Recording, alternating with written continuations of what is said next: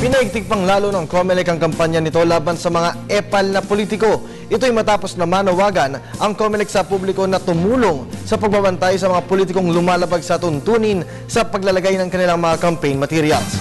Narito ang report ni Michelle Antiquena. Manawagan ng Commission on Elections sa tulong ng mga mamamayan na bantayan ang mga politiko sa paglalagay ng kanilang mga campaign materials.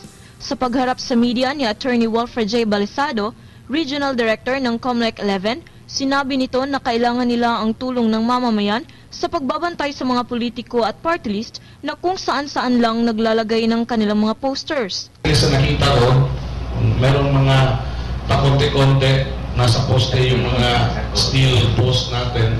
So hindi talaga yun allowed.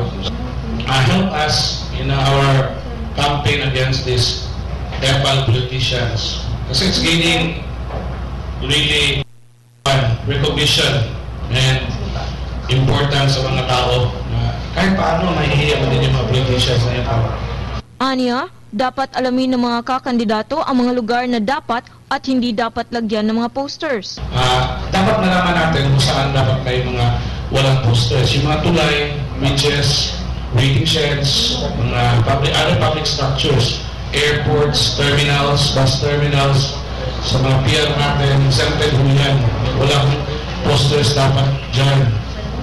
Yung mga traffic signs, mga posts, wala ho dapat.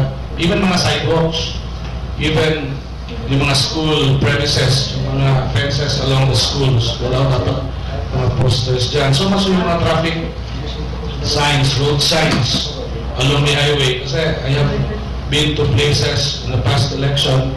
Dagdag pa niya, dapat umano maging responsable ang mga ito sa paglalagay ng kanilang mga campaign materials dahil kung hindi, babaklasin ito ng COMELEC at masasayang lang ang kanilang ginastos para rito. Para sa Telebisyon ng Bayan, Antiquena.